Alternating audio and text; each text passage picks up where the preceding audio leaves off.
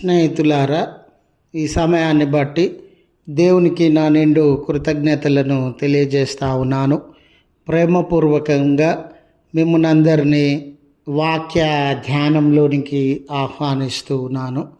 మీ నడుమును కట్టుకొనుడి అనే ఆలోచనను మీతో కూడా పంచుకోవడానికి ఇష్టపడతా ఉన్నాను.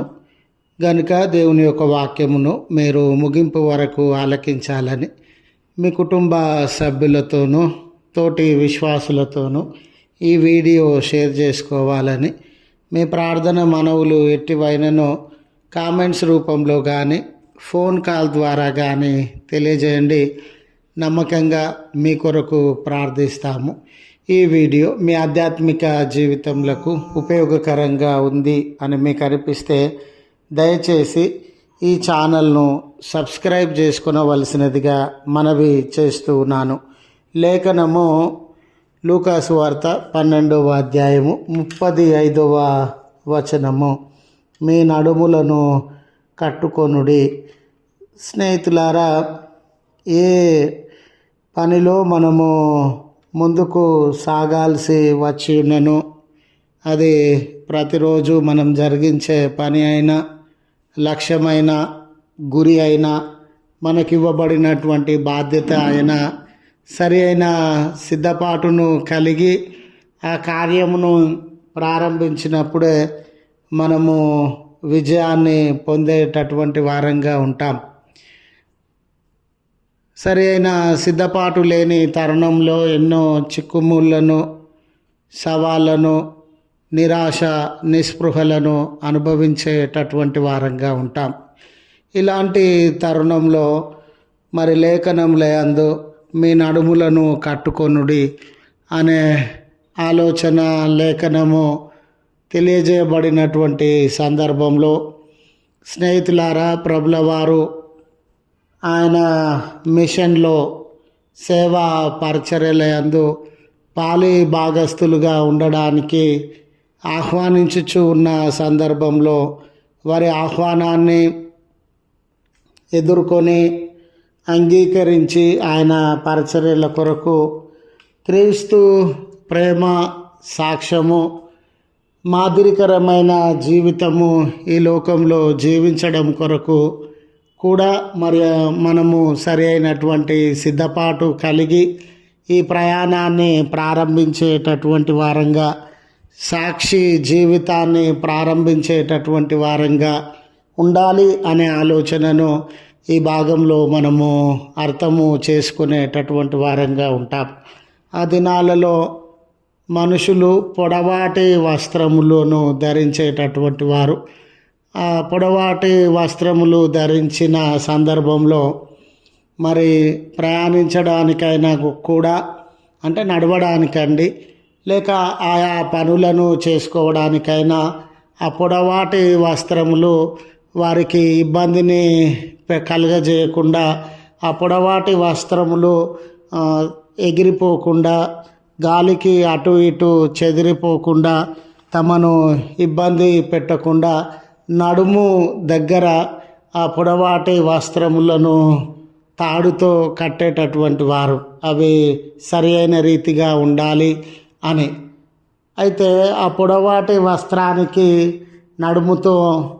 నడుము దగ్గర తాడుతో కట్టిన సందర్భము వారు పనిలో ఉన్నారని తెలియజేసేటటువంటి సందర్భము, లేదా వారు ప్రయాణంలో ఉన్నారు అని తెలియజేసేటటువంటి సందర్భం.